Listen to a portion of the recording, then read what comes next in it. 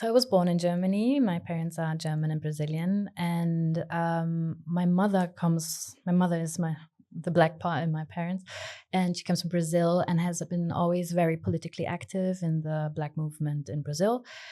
So she naturally joined some political groups here in Germany, and there are two very famous. One, historically speaking, in the 80s, they were founded. One, it's called ADEFRA, which was women-based, and then parts of it created the ESD, which is the biggest black organization in Germany.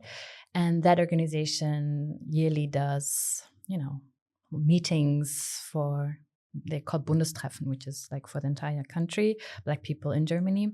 So from a very young age, she took me to these kind of meetings, and I've been always in political spaces, like black German political spaces, which have kind of been erased somehow. Like in the 80s, that were super active, and I mean, black German history in general is kind of. We are in Black History Month, actually. So the German Black history is sometimes quite invisible. And I mean, we have archives and documentation of the 18th, 19th century, which is not only pain-based or colonial-based. Then there's this huge organization in the 30s where it was the Negro Workers magazine, actually, where very much workers' political fights that they were going, and then through the NS times. Anyway, so the 80s was another point in history that very much is pivotal in Black German history. So my mom, in some sort, was part of it. So I was in these spaces from the early on beginning. And then I grew up in Mexico. We left the country to different places, but mostly in Mexico. And then I came back for university while my parents were still living abroad. And so that was like my more conscious reconnecting with Germany. In Mexico, I went to German school. But yeah, so I kind of grew up being kind of isolated as a Black person, like from the early on in Germany, but also in Mexico, and then coming back to Germany for studying was good, interesting. I reconnected with these political organizations. You also did Black History Month, right? I also did Black History Month organization here in Hamburg. I had my baby back then, ages ago. And yeah, have always been in political activist groups, and very conscious of all these discourses from an early age, and also did some things in university. We're both come from, I did some cultural studies, you're a sociologist, I had some sociology as well. So it's kind of intrinsic in the academia kind of field, doing post-colonial studies. So I think, I'm sorry, I'm just doubling down, but like experience-wise, like being Black in Germany as a political and racist experience, I think there's no need to delve into specifics, but I think it's very much defined in my case through political organization.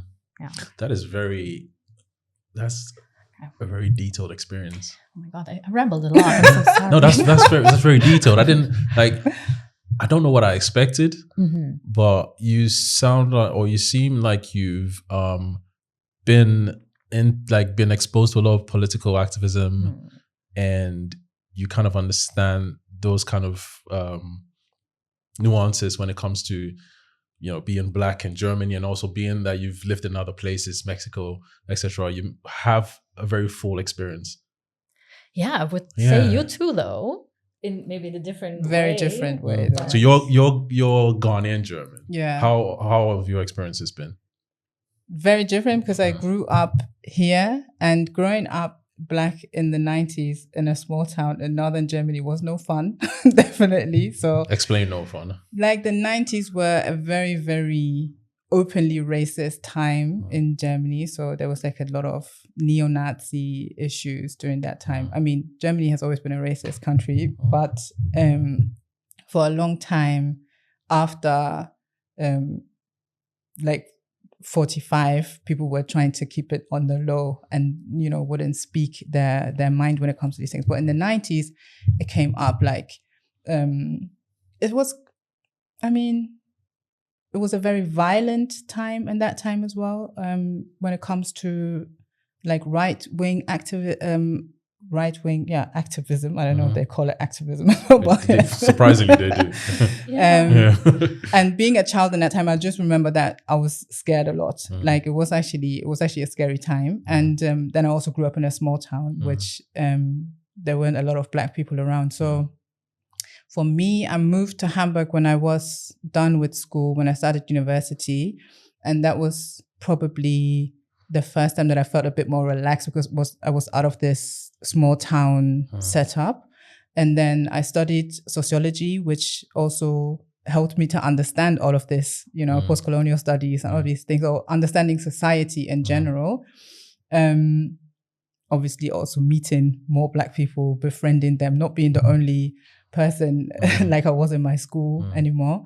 And during my university time, I also spent some time in Scotland, and then after university, spent some time in London. So the UK also has been another eye-opener when it comes to Blackness within Europe as well.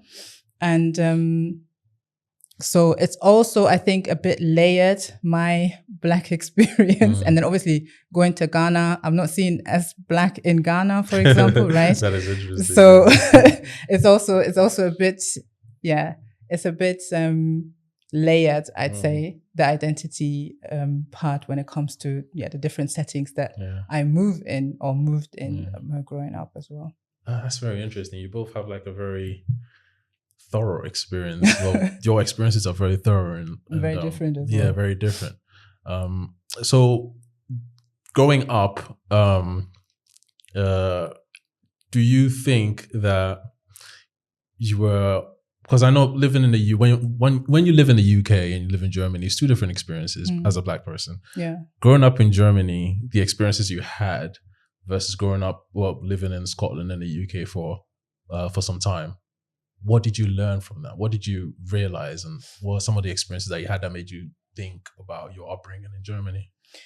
I think when I first moved to the UK, I just understood that there was such thing as a Black British identity, which we didn't have an equivalent in Germany at that time. I felt like there wasn't a Black German identity, or at least not to the extent that we have it now, or we've reached it now a little bit more. I don't know. I wouldn't even say now that we have one that is as strong as the Black British identity. And then also being understood as German was the first time, honestly, to be like, I was in Scotland, and I was in my uni group. I was the German girl because I had so many like German mannerisms, you know. I would wait to cross the road when the traffic light was red and stuff. Everybody look at you stupid in the UK like, when you there's do no car coming, just walk. No, but you know, so I realized how many German mannerisms I had myself, and then also being seen without a question. Oh you're from Germany. Oh, okay, cool. What city? And not, well, where are you really from? Actually from? You know, I didn't have that when I was there, and so I understood that the British mindset is very different when it comes to that. So it's fine. You don't have to be white in order to be seen as European. But in Germany, we are still a few steps behind when it comes to this. So that was actually a nice experience to be seen as a German person.